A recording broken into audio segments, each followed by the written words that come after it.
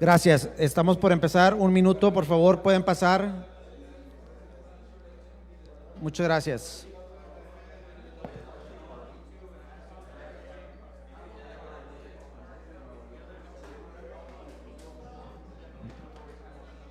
Mic test, mic test.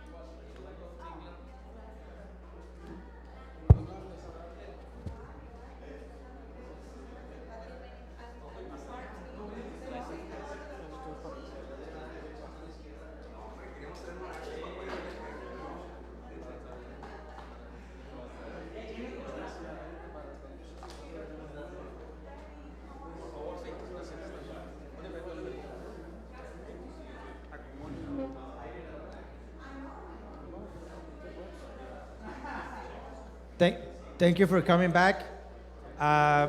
So we are about to start in right now.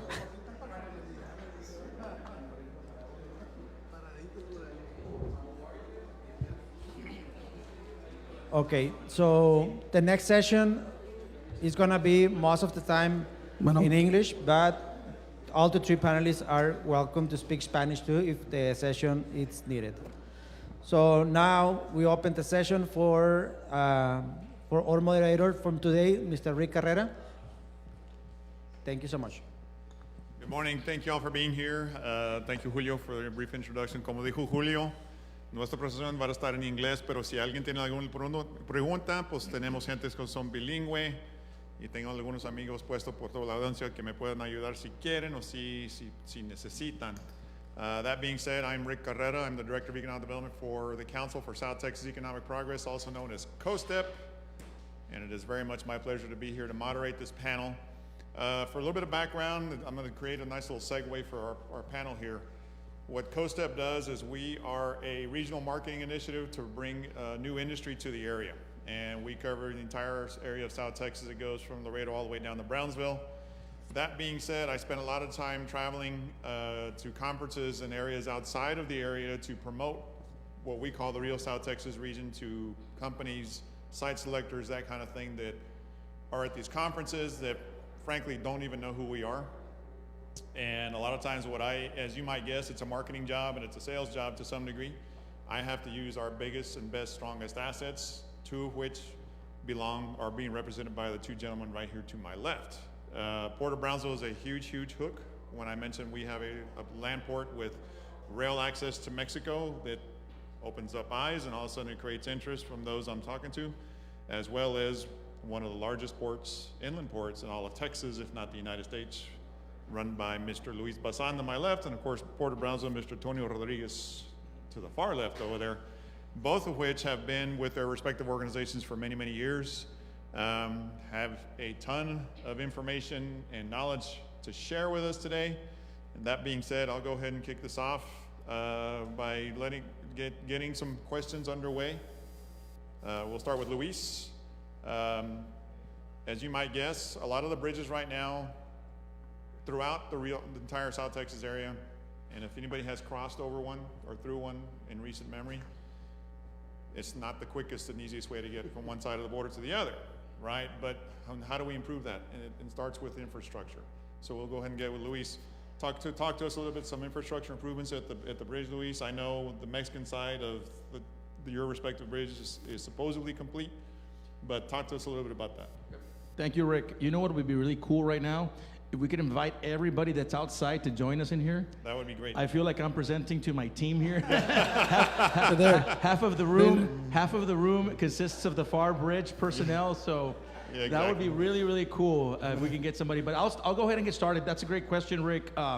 Again, my name is Luis Bazán, director for the Pharr International Bridge, and aside from infrastructure, and some of the things that we've been doing for a long time now at the Pharr International Bridge is collaborative partnerships, right? If you're not tight at the hip with the right people, the right partners, whether it be local, state, or federal, you're really doing a disservice to trade. We pride ourselves, we take great pride at the Pharr Bridge of being part of many, many different associations that cover a long range of diverse industries. And the reason why we do that is so that we can learn, right? Learn from them. Learn what it is that keeps them up at night. Learn what it is that we can do to improve, like you said, their crossings. You know, when we build infrastructure as the Pharr International Bridge, we're not building infrastructure like a bridge, as an example, and I'll get into it in a minute, to park vehicles. We're building a bridge basically to bridge the gap between two countries, and these two countries are bridging the gap with global trade, that we're trading with other different countries. You know, as far as our numbers go, Pharr International Bridge is trading with about 90 different countries worldwide, and that might be expanding soon because of the current, you know, trade and tariff, you know, war, whatever you want to call it. I don't like to call it a war. I like to call it a challenge, right? And when you see a challenge, you flip that challenge, and it presents an opportunity. So for us, the opportunity has been presenting itself for several years now, as Rick mentioned, with different infrastructure projects. One of the major infrastructure projects that we have, or our priority project, is the bridge expansion. And just like you said, Rick, you know, Mexico, we were at the table with Mexico, we were at the table on the US, and back and forth back in 2018. In 2019, it started really taking off, and the conversation started really, you know, appealing to everybody that we could build another bridge. But there was a lot of permits, there was a lot of things that we were not counting on to get us to that point. So it took a lot of lobbying in Mexico.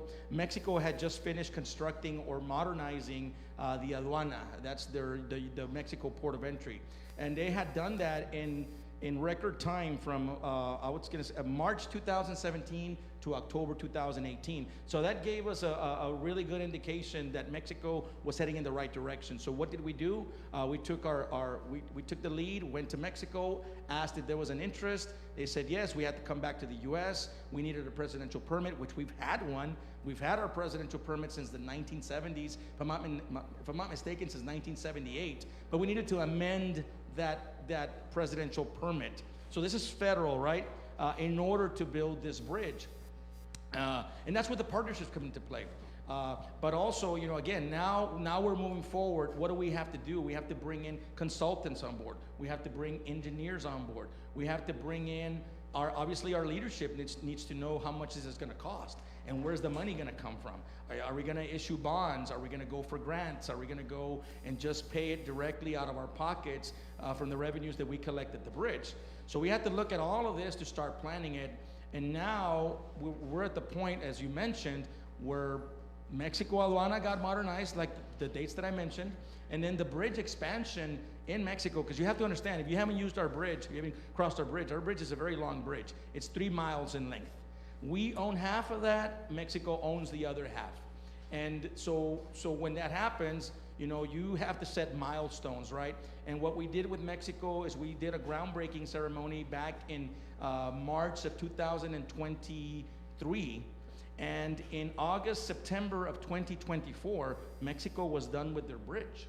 You know, they finished their side, their portion. We're still working on ours. We're at 45% construction on our end. And there's other projects that I'll get to in a minute. But, you know, all in all, you know, this is a huge effort. And it's taking us, but it's going to take us 5 to 6 very short years. I still say very short years, because for any presidential permit process, through the normal process, how it used to be, to get us to build a bridge, get it all planned out, build it, that could take anywhere from 10 to 12 years, even longer. You know, our friends in Laredo, our friends in other ports, they've taken longer because they didn't take advantage. They didn't get outside that box like we did when we decided to start, you know, again, getting the partnerships together to make the move to start building this bridge. So we're very excited of where we stand right now. Again, 45% construction on our bridge. We have a completion date of December, end of December. I'm not going to give you a specific date, but it's the end of December 2025 to become operational by the beginning of 2026. Just in time for your holiday celebration. Pretty much, sure. Yes, sir. All right, excellent. So Tony, talk to us a little about, like, again, the Pharr Bridge is obviously well underway with their expansion. I know there's been talk at the Port of Brownsville about expanding some of the, maybe not necessarily the turning basin, but the depth of the channel. So talk to us a little bit about that. Yeah, Rick. Thank you, Rick. And good morning, everybody. My name is Tony Rodríguez. I'm the Director of Cargo Services, and I oversee the foreign trade zone number 62, which is takes most of Cameron County that I have authority under. But yeah, just going by what Rick was saying, the Port of Brownsville have for the last, we had a permit to dredge our channel. Currently, we have 42 feet. When it becomes to dredging the channel, the water itself, it's a federally mandated water, and that's regulated by the U.S. Army Corps of Engineers, and other permitting have to go through them.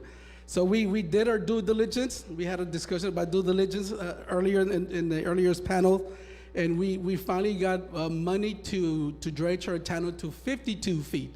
So what does that mean? What does it mean to the local, or to the region, and to the international trade? Basically what it does, it provides us to have bigger vessels. We bring in bigger vessels.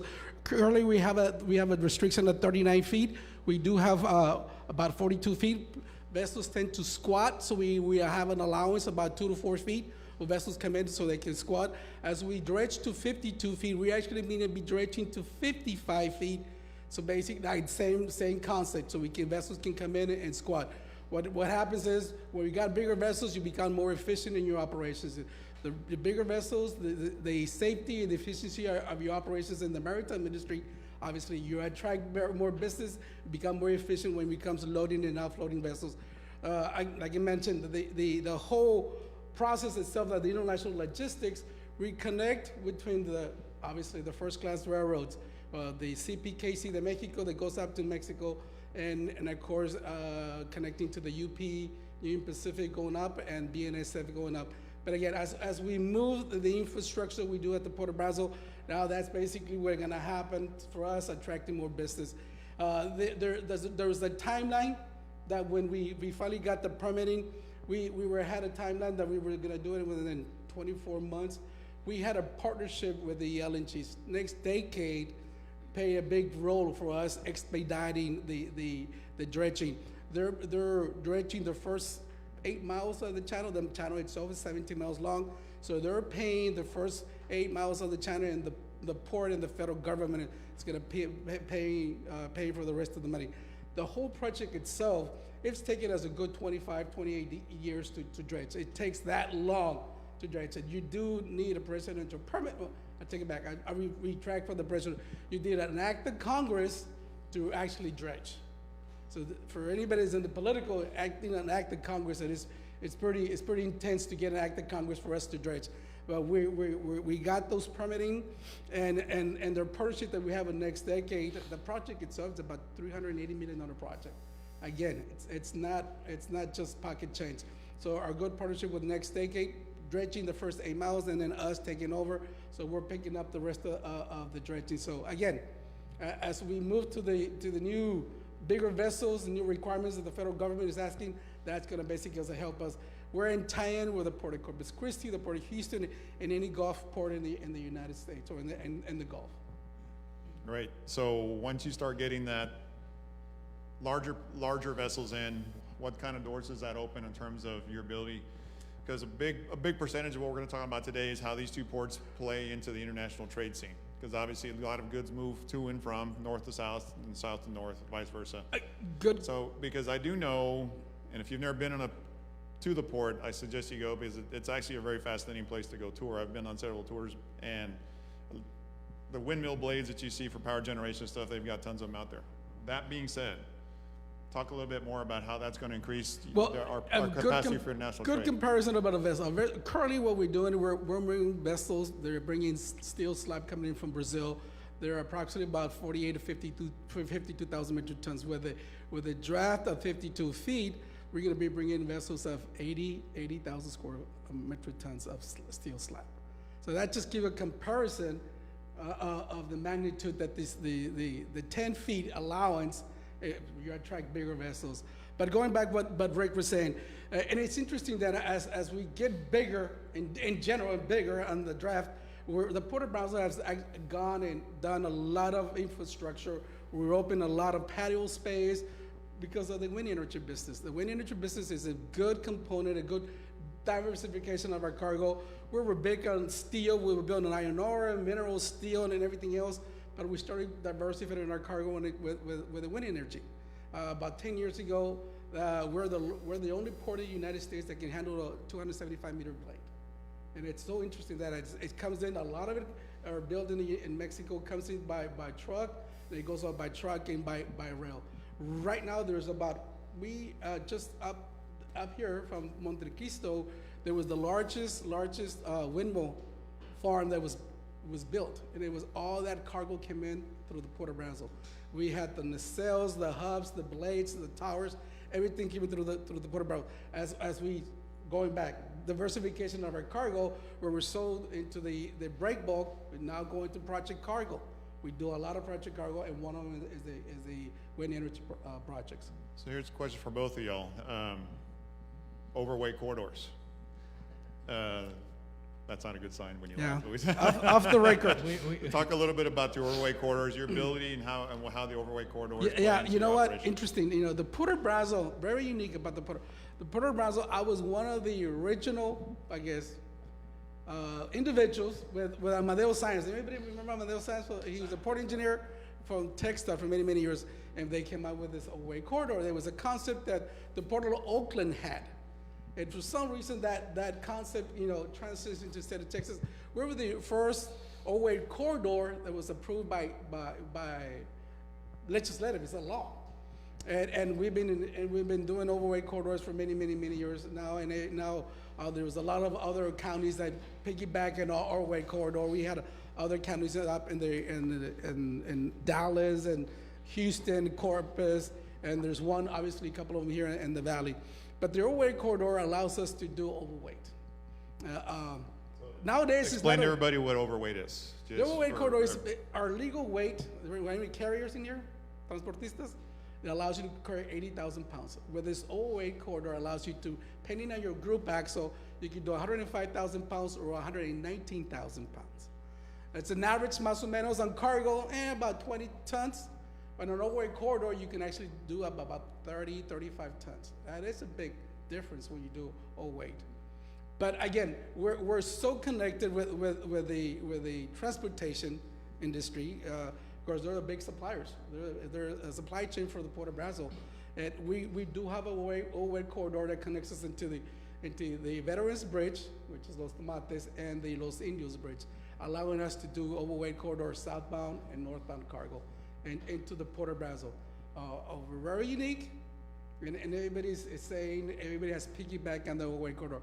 I know you're working on an overweight corridor too, and I know we wanted to see we can connect our current overweight corridor with Pharr. Because believe it or not, Pharr is the big gateway for us to move a lot of the tanker trucks.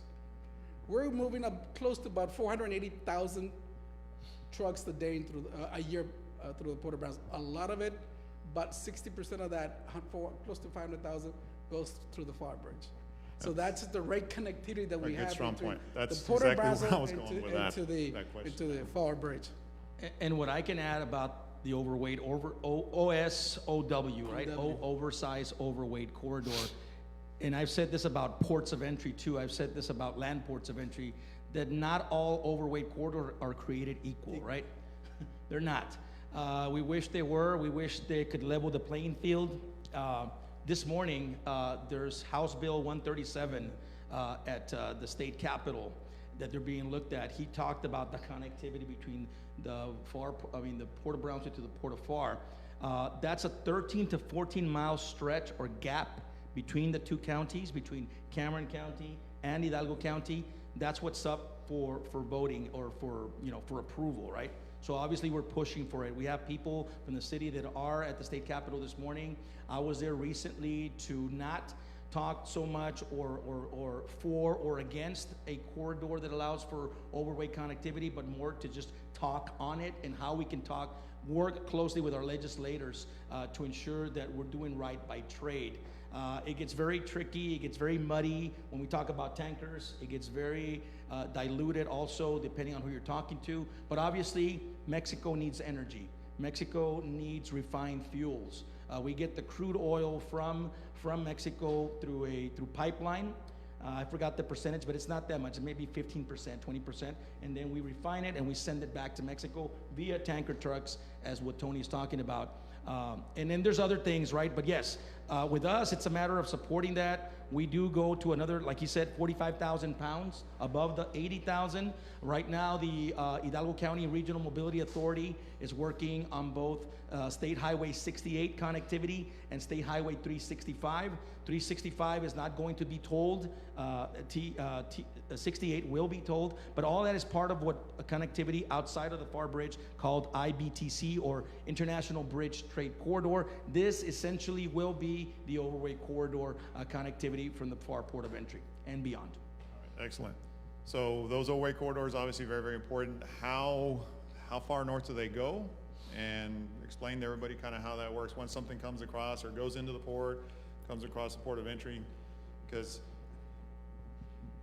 there is a rig, obviously. Because those overweights will frankly tear up roads that aren't designed. Yeah. So a lot of the revenue that we collect out of the overweight permit, we charge $30 per permit per trip.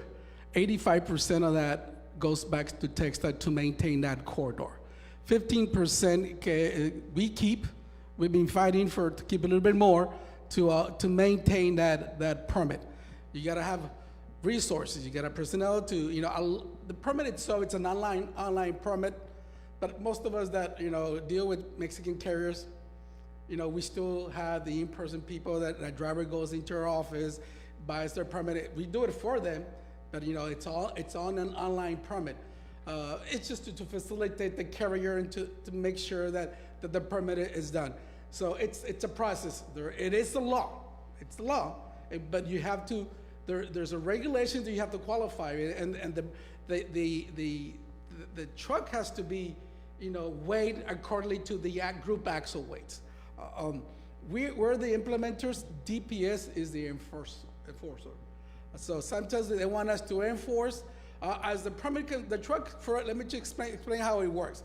The empty trucks comes into the port, it goes to our public scales, they get weighed, get a tare weight, they go load wherever they're gonna be loading in the Port of Brownsville, into the terminals or terminal operations or the warehouses, they go back to the scale, get weighed, loaded, you have a net weight. From that net weight, that permit gets generated.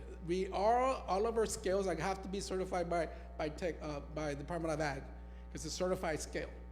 From that, you generate that permit, and our permit it's good for 24 hours. Once it comes in through our guards, and the guards activate that permit is good for 24 hours. You have 24 hours to get to the bridge, either the Veterans Bridge or the Los Indios Bridge. North is the north or southbound traffic. It's very simple. A lot of our traffic, it's overload, like I mentioned. The refined products, the steel, a lot of scrap, a lot of iron ore and minerals, a lot of that stuff gets loaded on the overweight corridor. So it's simple, but obviously there's some technology involved with the whole process. Yeah, obviously, yeah, there is. So speaking of technology, Luis, talk to us a little bit about what we hear DAP or DAP 16. How does that kind of explain to everybody how that works and how that interplays with the whole international trade? Okay, sure. So DAP, what does DAP mean? DAP, Donations Acceptance Program. The Donations Acceptance Program is a program created by Customs and Border Protection, by CBP back in 2014, that allows public-private partnerships, or in this case, city partnerships with the federal government, to enter into an agreement to basically build the necessary infrastructure inside the port that is necessary for the next 20, 30 years and beyond, but also to be able to pay for it. Now, a lot of people get it confused. A lot of people think that just because you're part of the DAP program that you're gonna get funding automatically. Well, your projects have to be shovel ready, right? Your projects have to make sense. A lot of the times, and Ezequiel, who's, I don't know where he's at, right? He's over there back. He's gone with us tons of times to the binational meetings in Mexico City. and beyond, and sometimes in Washington, D.C. And when you sit in front of the binational committee of federal partners, and if you have a great project that you're already working with, you're already working towards, but it does not meet the future needs of the ports of entry, the personnel, Customs Border Protection, DHS, they're probably going to flag it down and bring you back at another time when you're better prepared, because again, you have to fit within their master plan, because you have to have personnel. We talk about technology, right? So technology is one part of it. Unfortunately, you know, Customs and Border Protection, it's about safety, it's about security. Overall, they're here to protect our country, right? So technology to them, or even automation, probably doesn't make sense to them right now, right? AI, all of that's probably not going to make sense to them right now. They don't want to touch it right now. Maybe eventually we'll get there in the future. We wish that could be accounted for now. But the latest technology that I can tell you that's being implemented at the Port of Pharr, which was already done at one of the bridges in Cameron County bridge system, is our MEPs, the multi-energy portals. So the multi-energy portals, everybody gets this number wrong, so I'm probably going to get it wrong too, because it depends who you talk to. Can tell you how many trucks can go through a multi-energy portal or an X-ray and process those trucks as they go through. So then when they finally get to the first booth or to the primary booth, the officer, if they see an anomaly within your vehicle, within your truck, they're going to be able to flag it down. It's about 80 to 100 trucks per hour that can actually go through this multi-energy portal. Right now, we're finalizing, I think by the end of May, we will have 3 multi-energy portals in the city of Pharr at the Pharr Port of Entry. Now, there's what we have, I said DAP 15, well, you said DAP 16, but there's also DAP 15 and DAP 16. There's 2 major projects that are being constructed right now inside the port. As a matter of fact, DAP 15 is already done, at least on our side. On the federal side, it's done. We're contingent upon TxDOT, we're contingent upon the state to finalize their portion of the project so that we can become fully operational. And that's been an ongoing battle for years now. So what's the difference between 15 and 16? So 15, basically, there's 2 major projects there in DAP 15. And the reason why it's 15 is because it was signed, the MOU, the agreement between the city of Pharr and the federal government, GSA, which are the General Services Administration that owns the port, and CBP that operates in the port. We signed the agreement in 2015. So 10 years in the making for DAP 15. What it consists of is 2 additional commercial entry lanes and 2 additional commercial exit lanes. It's all built, it's done. We had our grand opening / ribbon cutting in July of 2024. We have not been able to become fully operational there yet. It's precisely with the exits that go into the border safety inspection facility, which is the TxDOT facility that I mentioned, the state facility, because TxDOT is not ready. It's been a supply chain issue for a long time. Then it was a maintenance issue, and now it's there's all these things that have piled up that have prevented them from finalizing that project. But once we do that, as an example, trucks that enter the facility come off of the bridge, go into our primaries. Now we have we go from 6 to 8 primary lanes or primary booths, and then you have those exits. About 30% of the conveyances that are certified that are going through Pharr right now, coming in northbound, which is representative of about 2,800 trucks, sometimes up to 3,000 trucks. Those are going to be able to go gate to gate, from that entry point to that exit point, leading into the state facility. So it allows for more maximizing of space, more streamlined operations for those that are not certified or going through that process inside the port. But that's really what it consists of. And again, that's the problem here, that we're all part, even they are, we're all part of the Texas-Mexico Border Transportation Master Plan. Unfortunately, in the past, every single entity, whether it be city, whether it be the state, a port, whatever, they were all kind of doing their own thing. It wasn't about 40 years ago when everybody got together, but now they're reviewing that plan. So guess what? Now we have to get back on the table, have the conversation. Are these projects meeting the expectations of the future, right? And more importantly, are they meeting the expectations of our end users? Who is using our bridge? It doesn't take government to figure that out. It takes users, it takes business to figure that out. So we have to bring them to the table so that we can have those discussions. And then DAP 16, very, very quickly, we're expanding the import lot. It's 3 projects. Right now, we're currently about 25% of the construction on that project to be finalized by July of 2026. What this is going to do is allow for more maximizing of operations inside the import lot. We're expanding the dry dock for any dry goods. A lot of it consists of produce, but mostly also dry goods, right? Finished goods, maquila processed, manufactured goods. And then we're gonna have a cold inspection facility, not a cold storage. People like to call it cold storage. We're not storing anything inside the port, we're moving it. But this is for the amount of product that's coming in through the Pharr Bridge, which is produce-based, right? We're still the #1 produce bridge in the nation, so we have to also align with our producers in Mexico to ensure that we continue to process those shipments through Pharr. And then connected to that is basically an agriculture laboratory and future regional training center for future ag specialists and future entomologists with USDA, because we want to have that ability to have the cargo release, right? We want to be able to release the product. Again, we're not trying to store anything or park anything, particularly anything that's cold chain driven. We want to maintain the cold chain, and that obviously increases the shelf life of the product. So before I move on to Tony, just what's the plan for that training facility for the inspectors from USDA and that kind of thing? What kind of timeline are we looking at? Do you know, Luis? Oh, me? As you said, Yeah, no, Tony. before I move on. I don't to have Tony. one. Yeah, before I move on to Tony. Like I said, so right now we're at about 25% of the construction timeline on that. We have a finish date of July, I was gonna say July 17, 27 of next year, 2026. Okay. So To it'll become operational by August. You know, right now with weather delays, we've had a weather delay due to the flooding recently. That puts us back about 10 days. You know, Right. that sort of thing. So there's always incidents that happen, right? We're hoping we can stick to the timeline. That's what we're sticking with right now in July of next year. Excellent. Tony, what other technological advantages or advances have you seen at the port as of late? And how does that play into how it streamlines operations or maybe even doesn't streamline operations? Technology.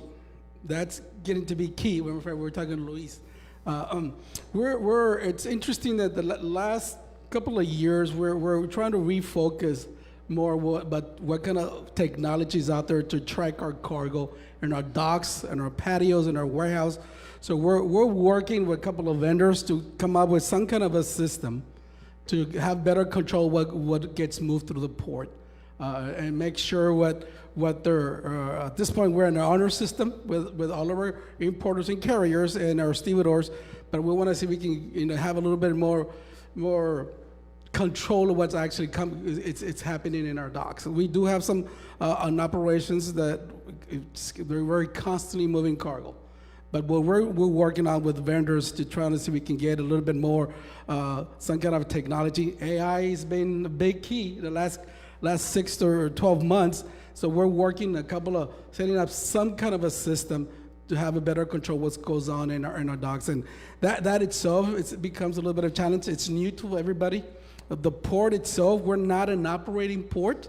We depend on 3 local stevedores. We give license for them to operate in the Port of Brownsville. But we're changing the shifting how we're going to be doing our ops. That's part of now my new responsibility to come up with some kind of a system that allows our, as a customer, hey, I want to know what's in dock number 15 that came in out of vessel XYZ. I know instantly how much cargo we sits on dock number 3 or dock number 12 or 15 or on patio so and so. So I will have that data in front of me as quick as the customers need it. But it's a process. It's a process. It's interesting because we do a lot of bulk and break bulk. Container operations is very different. Container operations, that data is on. There's a rumor going around that eventually you will be a container. We are currently negotiating with a couple of carriers that are trying to set up shop at the port. We're just in the negotiation phase. If those negotiations were to be successful or they panned out the way that was favorable to the port, you have any idea what kind of timeline we're looking at before that? You're really gonna do that, huh? You said you're gonna be a softball. Don't know. It's hard to tell. It's gonna be hard to tell. It's a challenge. The container business, being in the business for in the maritime business in many years, it requires a lot of infrastructure. Currently, how we're set up to handle bulk and break bulk. Container operations that require a whole new lot, restricted areas, infrastructure, cranes, resources, data. One of those deals that we said, chicken or the egg. So the port will do it, you as the carrier are gonna be doing it, so that's part of the negotiation. Our timeline, we do have some acreage close to the port, close to our docks. The carrier, the container carrier says, hey, I want it close to the dock because I'm gonna be in and out. Containers operations are very different from the other commodities. They wanna go in there, offload that vessel, and off it goes within less than 24 hours. We're not set up, currently we're not set up like that.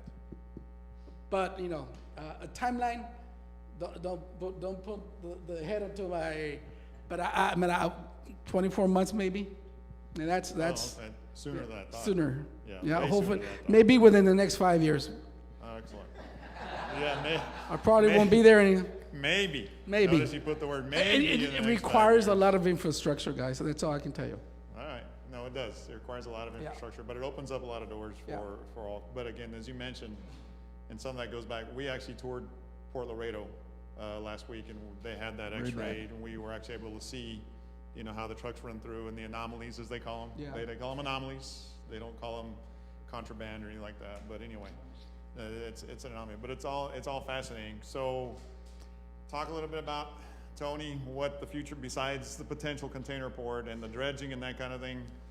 Those are the things I was curious to know. And we'll open up the questions here in a minute. Don't let You know, what we're doing at the port, we're now, and interesting that we are, as a port, you don't hear much about having an industrial park. So 24 months ago, like 2 years ago, we have an economic development committee within our port that says we had so much acreage. The Port of Brownsville is one of the largest landmass ports in the United States. We have about 40,000 acres. Out of those 40,000, 23,000 acres are developer acres. But we had a very unique plot right across our turning basins. We have about 120 acres.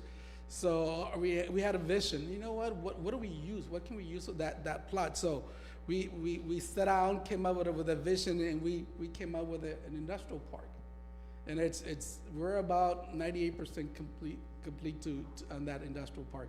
So, but it's very unique. That's as we turning the chapter on what do we do at the port. We're that 118 plot industrial park. We're now concentrating on what kind of maritime component that industrial park. Yeah, we want to get into the light manufacturing, but we want to see if that can have a maritime component on it. A couple of years ago, we were at some conference with the Texas Economic Development up in Houston, and by discussion, we landed a customer. You heard Westa. So Westa, a Turkish company. Somebody talked about Turkish company earlier in the panel. And so this individual is going to be bringing in some wheat from the Midwest, and is going to produce it, manufacture flour for U.S. consumption. So it's a very unique process. So we go back again, that's the maritime component. That's what, as we selling the industrial park, it's that added value. Yeah, we do a lot of throughput, we do a lot of steel, we do a lot of refined products, but we want to tap into the added value. Because what does that added value do? It creates jobs. At the end of the day, as Luis and I, we need to create jobs. That's our management, our political people that we work under is, hey, what do? We need to create jobs. And that's what we do. The added value creates jobs. So that's the turnaround that we have with Westa. Interesting, within the flour business, is, hey guys, you know what I do too? I process sunflower oil. So he piggyback on the flour mill. Now he's going to be producing sunflower oil, going to the international market, tapping into the nearshoring. This is a good poster child about nearshoring. We got two big projects at the port. This one, Westa, and Forza Steel. Forza Steel, let me talk about a little bit of Forza Steel. Again, Forza Steel is another big company at the Port of Brownsville. It's been doing business at the port for many years, for over 20-some years. And then decided, right in the middle of COVID, they decided they were going to do an expansion. Try to take advantage of the USMCA. We want to penetrate the U.S. market. So we started talking, we looked at some properties, it's one of those deals, we had meetings. The only one that could fly, they had a private jet so they could come in back and forth on the COVID. Believe it or not, we landed that project under COVID, and now they're building a 600,000 square feet of a warehouse. They're going to be producing pipe fabrications and tube fabrication for the offshore industry. But that's another big poster child on nearshoring. They're bringing in the raw material coming in from SDI, coming in out of Sinton. They're going to produce some of the raw materials coming in from Mexico, but they're going to be producing in the U.S. Again, trying to penetrate the U.S. market. Right now with the tariff wars, like Luis was saying, I don't call it wars either. It's a challenges. They're going to be taking advantage of it because that's what the new administration wants. That's the poster child that both companies that are currently doing business at the port, that's what this new administration is going after. And again, and it's great to see. That project itself, it was a $82 million project. It's now $129 million project of Forza Steel.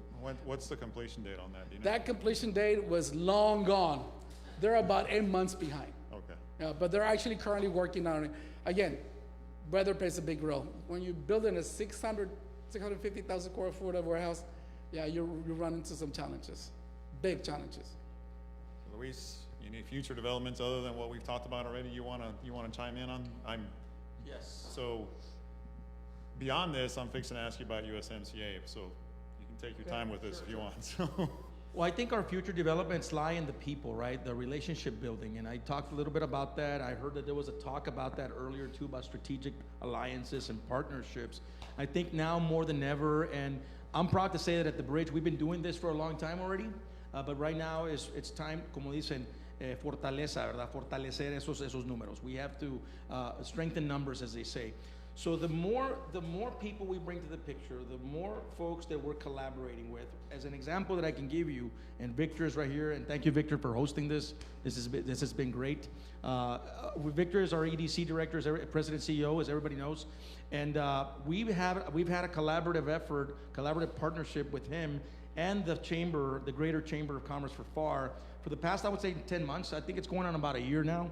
And this effort is called the Pharr Border Business Advancement Initiative, right? Pharr Border Business Advancement Initiative. And what it is basically everybody joining up together to ensure that we offer a more robust service, right? To the trade, to investors, to create jobs, to bring more business, to open more shops. Whatever it may be, it's all growth at the end of the day. It's all growth, and we will all benefit from growth.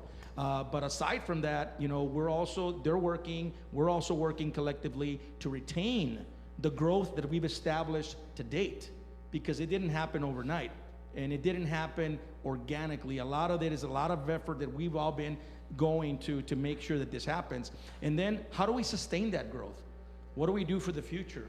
What do we do for future generations? I'm not going to be at the Bridge all my life, I got maybe another 4 or 5 years to go. I don't know. Maybe tomorrow's my last day. I don't know. But what I'm saying is we have to be prepared for what's to come. And by forming alliances, strategic partnerships, right now we have our new assistant director here, and he's bringing, for example, some other agencies that we've probably known about for a long time, but we've never really thought about tying the knot with them, Freddie is our trade liaison, business expansion and special projects manager. Same thing, he's been working on some collaborative efforts there. Oscar Dueñas, who's our now international business development manager, doing more stuff in Mexico. Same thing. Of course, Ezequiel, he's our trade liaison. He's our consultant in Mexico at the high level, strategic partnerships with many different associations. Because of those efforts, we've been able to align with, have you all heard of CAREM? CAREM is the National Association for Customs Brokers in Mexico and beyond. So we've been with these guys at the federal level since 2017, participating at their yearly convention, where we get in front of an audience, speak to about 1,000 people. These are decision makers. you know? But we couldn't do it if it wasn't because of that platform that they offer, and we didn't enter into that collaborative partnership with them. And then you have Index Mexico. You have Index Reynosa that represents, I forget the number, Janie, that over 200 maquiladoras in Reynosa, más o menos. But these guys are at the national level, federal level in Mexico. We've also joined up with them. This is going to be, I think, our 4th year going to that convention, doing the same thing, getting in front of the decision makers, getting in front of the folks that are making things happen, the movers and shakers, as they say. And right now, those partnerships are going to be key for success, for all our successes. Why? Because of the things we've already talked about, the stuff we're hearing in the news every day, the tariffs, the, whether we're gonna, stay with China or not, whether it's gonna be 145% or less, or, now that Trump is talking to the CEOs of major retailers and they're telling him, hey man, do we want empty shelves here, or, do we wanna fill our shelves? We need product from China. Unfortunately, that's the way it works. It's the way it's always worked. That's why we signed the first NAFTA agreement. That's why right now we're in the negotiation, or about to start the negotiation process for USMCA 2.0, or whatever that might look like, right? So again, it's gonna take those alliances, those partnerships, because it's all about learning. I ran into a quote recently that I had no idea that existed, and I was a longtime fan of this guy for many years when I was a kid, Bruce Lee. Everybody know Bruce Lee? So Bruce Lee said, life is a fast teacher, be a fast learner. So we're constant students. We're consistently trying to learn as fast as we can. And right now, we're hitting the books, man. We're hitting the news. We're hitting everything that hits us, because that's the way we're learning. A lot of these things, I don't think anybody was prepared for. We were at the, Tony just left the building, Tony Martinez, who's our vice president for the board, vice chairman. We were at the NASCO convention in Fort Worth 3-4 weeks ago, the North American Strategy for Competitiveness, Canada, US, Mexico. And everybody was hit in the face with this. Nobody was expecting it to be so quickly, right? Everybody's thinking, well, let's phase it out. We understand there's tariffs. We need to do this. Implement whatever you need to, but phase it out. Give everybody a little break. But I think right now, after the first 100 days, we're seeing that, hey, we're gonna come to the table with China. We're getting to the table with all these retailers. We're doing all these things to align. But those partnerships are gonna be key and collaborative, in true collaborative fashion, that we need to work together. Excellent. We're almost out of time. Ditto. But Tony, if you want to make any comments along those lines in terms of how the port may not be able to influence, adapt, MCA, any commentary and comments about You know what? like Luis is saying, all our partners we had this relationship for many years. We have partnerships with obviously with the city of Pharr, the Pharr Bridge, with the local chambers, the economic developments. We become a regional port. I know just because the Port of Brownsville it's in Brownsville, but what we've done, just echoing everybody. I've done presentations all the way to, I've had a presentation here at the Junction Cafe 2 years ago. I said, who would have thought I was going to be making a presentation at the Junction for Rotary? Because we're doing all those stuff now that we never used to do before. Getting our story out there. We do a lousy job getting our story, telling our story. But we help build relationships, but we don't take advantage of those relationships. So what we've done, we actually gone out there, get into people's faces, because there's a lot of questions. So what is the port doing? What is this LNG stuff? What is this SpaceX? What impact SpaceX has had with the port? Somebody was asking about earlier what impact the SpaceX has had at the port. What is the LNG projects? We got two big billion-dollar projects at the Port of Brownsville. The governor keeps calling it, we're at the epic center. This whole region, we're the epic center of Texas, in the nation. There's about 18 projects in the United States. 13 projects are in the state of Texas. They're in the $18 billion projects. 2 of them in South Texas. People just don't realize that. The economic impact we have in our region.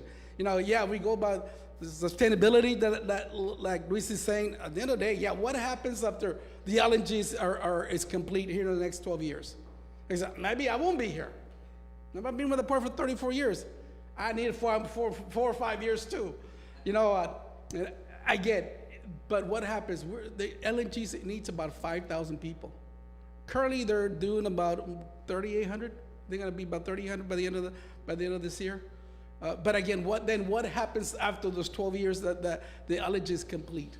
What do we have for the 5,000 people? So again, the relationship we're building. But what happens is once we start building this $18 billion project, the tier 1, tier 2 suppliers start coming in, and that's why. Do they have to be close to the port? No. They say, everybody that we talk to, every tier 1, tier 2 supplier, I have a radius of 100 miles.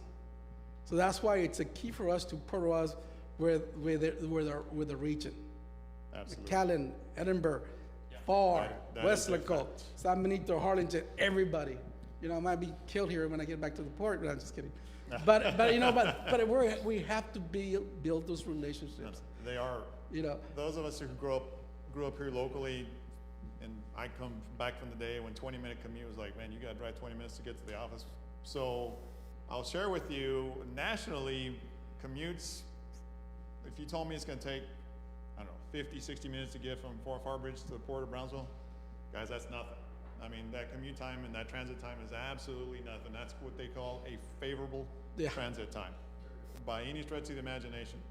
So I wanna commend both these guys, not just because they're on top of their game, but I can tell you both, like Luis just mentioned, they are NASCO. I know Tony, they just started a business development office there at the port, and the whole idea is to keep promoting and keep business coming into the area, because it doesn't, a lot of people think the area does sell itself when we bring people down, but you gotta get people out there to get people to come down. Yeah. So with that, Julio, we're gonna open up to questions to anybody in the audience here.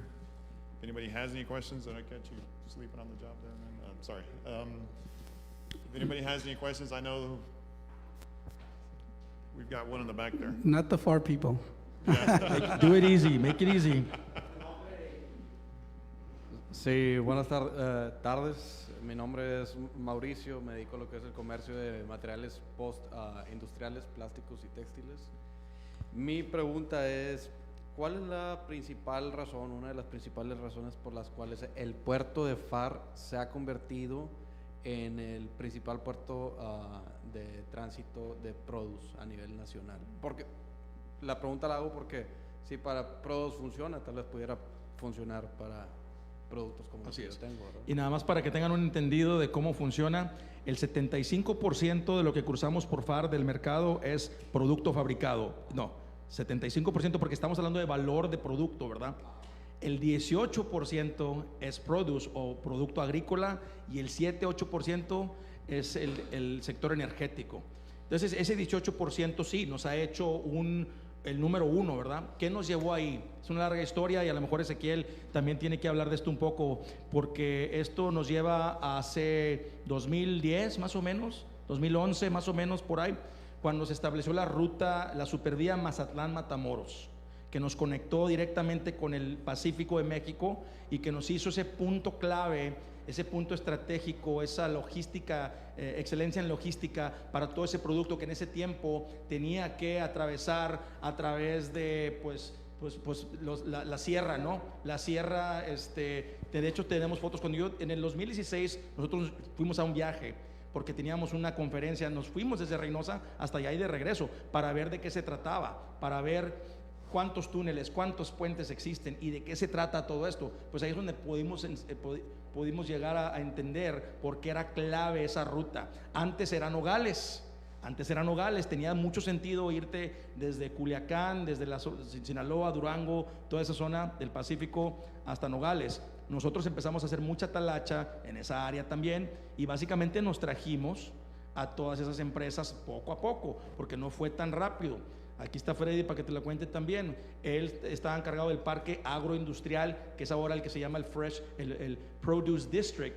Ese parque agroindustrial estaba vacío y estuvo como así desde el 2010, que se invirtió, no me acuerdo cuánto se invirtió ahí para hacer la infraestructura por parte de la ciudad. Pero si no fuera por toda esa talacha, todo ese movimiento que hicimos, todo ese trabajo que hizo Ezequiel, todo el trabajo que hizo Freddy también en aquel tiempo, pues no tuviéramos todas las bodegas de cuartos fríos que están allá, ¿verdad? Y los que vinieron después, el primero fue Index Fresh, que son aguacateros, fueron los primeros. ¿Qué pasó? Como todos son aliados, en el produce, todos se comunican, bueno, tú le das primero y a ver cómo te va, y luego yo le entro, ¿no? Y así se fue, uno por uno, y ahorita el parque ya casi está lleno. Entonces por eso nos fuimos destacando y nos seguimos destacando como ese puerto número 1 de perecedero. La talacha es trabajar. Por si acaso no saben qué era talacha. Yeah, Sai Mullapudi with UTRGV. Tony, like just one clarification and two other clarifications actually. First one, like when you said you're getting wheat from Turkey and then they're processing it, and then are they exporting it back or like just for the For the Turkish company? Uh-huh. No, he's importing the raw material is U.S. Oh, it's The US. wheat, the company, it's Turkish. Oh, okay. He's a Turkish investor, but I want to first, before I want to give kudos to COSTEP. Actually, between COSTEP, the ones, and we started talking to them, it was through COSTEP into the Texas Economic Development. That's how we ended up this company, the Westa, into the Port of Brownsville. I want to kudos to Rick, because he and I were just met that day. Rick, I think that was the day we met, and we ended up that project. But yeah, it's a Turkish company, a Turkish investor, but the raw material is going to be it's coming in from the Midwest. Midwest. The wheat is coming in from the Midwest. It's coming in by, we go back, the added value comes in by barge. Does anybody know what a barge is? No, right? Well, yeah, some of them you do.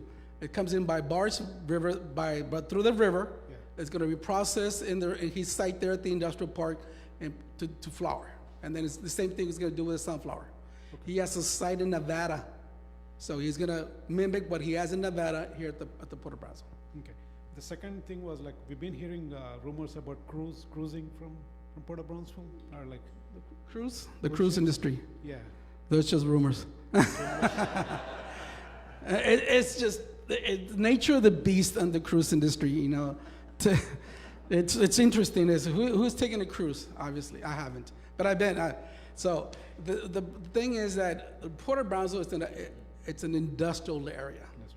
What are you going to attract? Every time there's change in the political arena in our board, there's always somebody has the greatest idea. Guess what? We're going to get into the cruise industry. It's just very difficult to get into the cruise industry. You need a lot of infrastructure, similar to what you need in the container business. You have GSA. Yeah. GSA is one of them. U.S. Customs and Border Protection needs another one. And they need mega facilities. And we're very driven into the heavy and light industry. So do I ever see in the cruise industry? I hope my political people are not looking at it. I just don't see that in my lifetime either. It's just, and in bringing a vessel 17 miles into the port, 17 miles. It takes 2.5 hours to come down into the channel. It's just very, very difficult. Don't believe me. We've done our due diligence. We've done two studies back in the early 2000s and another one in 2012 when the new industry came in. And it's just the market is just not there. They did a study with the Norwegian. We got Galveston here close by. Yeah. And it's no, you got to tap into the Mexican market. Let's go beyond into just the region. They went into Monterrey, and it's just not the infrastructure you need. You need hotels. You need parking. You know where the cruise industry the port, not the cruise industry, how the port make money? I'll give you, that's a trivia. Parking, who said parking? Parking. Other than that, it doesn't generate jobs for us. Yes. We go back, key is generating jobs. It's key, we had just a formula of this. Every job the port generates, it's a domino effect, creates 9 other jobs. My job, the carrier, the guy selling that taco down the strips, on the stripes. So it becomes a domino effect for us. At the end of the day, when the port was created back in the 1930s, somebody talking about the Great Depression, creating jobs. Very simple. Actually, we did the economic study for you guys. The what, I'm sorry? The economic impact study you're talking about? No. Yeah, we did 2 times. We completed 2 economic studies for your Port of Brownsville. Oh, okay. Yeah.